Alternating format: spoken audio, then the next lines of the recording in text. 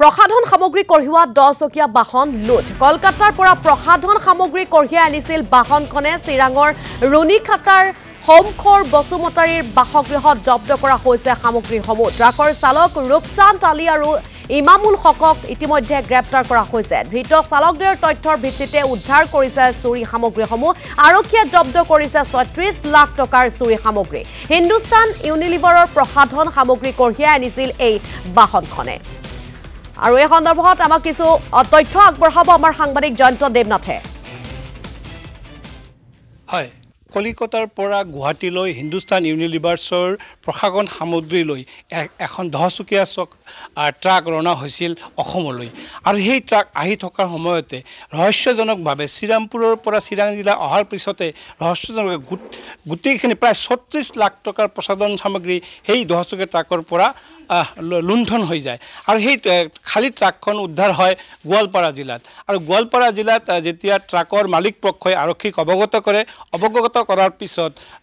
সেই ট্ৰাকৰ চালক দুজনক গ্ৰেপ্তাৰ কৰাৰ পিছতে আসলতে ওলাই পৰে এক ভয়ংকৰ তথ্য যে সেই ট্ৰাকৰ যিখিনি সামগ্ৰী বা 36 লাখ টকীয়া যি ইউনিলিভাৰ্ছৰ যি চুৰি সামগ্ৰী এই চুৰি সামগ্ৰীখিনি উদ্ধাৰ হৈছে চিৰাং জিলাৰ ভাৰত ভূটান সীমান্তৰ ৰুণীখাটাৰ এখন ভিতৰুৱা গাঁৱত আৰু এই মুহূৰ্তত আমি সেই গাঁওখনত উপস্থিত আছোঁ সমখৰ বসুমতাৰী নামৰ ব্যক্তিৰ ঘৰত এয়া দেখুৱাইছোঁ যে সেই চুৰি যোৱা 36 লাখ টকাৰ সামগ্ৰীখিনি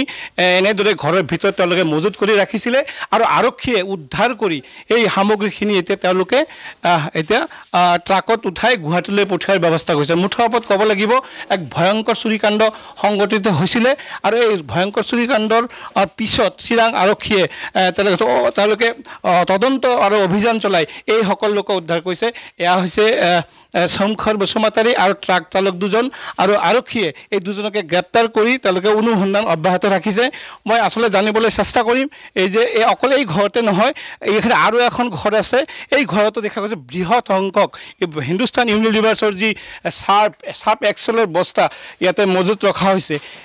1 লাখ 2 লাখ টকা নহয় প্ৰায় 36 লাখ টকাৰ সামগ্ৰী আৰক্ষীয়ে অভিযান চলাই উদ্ধাৰ কৰিছে আৰু ইয়াতে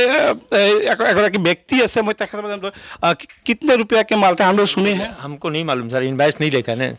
इनवाइस नहीं देखा इनवाइस ठीक है আমি দেখুৱাই আছোঁ বাহিৰৰ কিছু দৃশ্য ইয়াতে যে ট্ৰাকত উঠাই আছে যে চুৰি যোৱা সামগ্ৰীখিনি আৰু এই সন্দৰ্ভত যি কৰ্তৃপক্ষ আছে মই তেওঁলোকৰ পৰা যত্ন কৰিছোঁ অলপ প্লিজ আপুনি কিয় নক'ব অলপ কথাটো কওক কিমান টকাৰ বস্তু আছিল ক'ৰ পৰা আহি আছিল কি ধৰণে চুৰি হ'ল আমাৰ বস্তু কলকাতাৰ পৰা গুৱাহাটীলৈকে আহি আছিল হিন্দুস্তান ইউনিলিভাৰৰ মাল 10 চকীয়া কণ্টেইনাৰত আহি আছিল প্ৰায় 35-37 লাখ টকাৰ মাল হ'ব মাল আছিল আৰু এইটো কেনেকৈ চুৰি হ'ল কেনেকৈ গম পালে আপোনালোকে কেনেকৈ গম পালে মানে গাড়ীৰ যেতিয়া GPS চিগনেল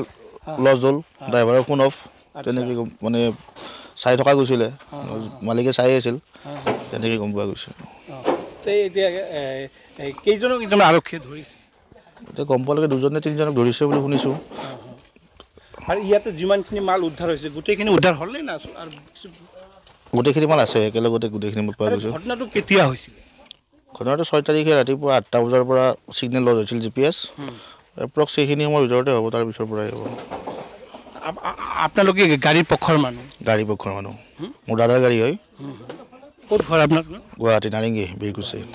ধন্যবাদ জনাইছোঁ আপোনাক আসলতে ক'ব লাগিব যে প্ৰযুক্তিৰ সহায়তে আসলতে গোটেই চুৰিকাণ্ডটো পোহৰলৈ আনিছে দেৱনাথ এই সন্দৰ্ভত আমাক বিশেষ তথ্যসমূহ আগবঢ়োৱাৰ বাবে আপোনাক এই মুহূৰ্তত আমি ধন্যবাদ জ্ঞাপন কৰিছোঁ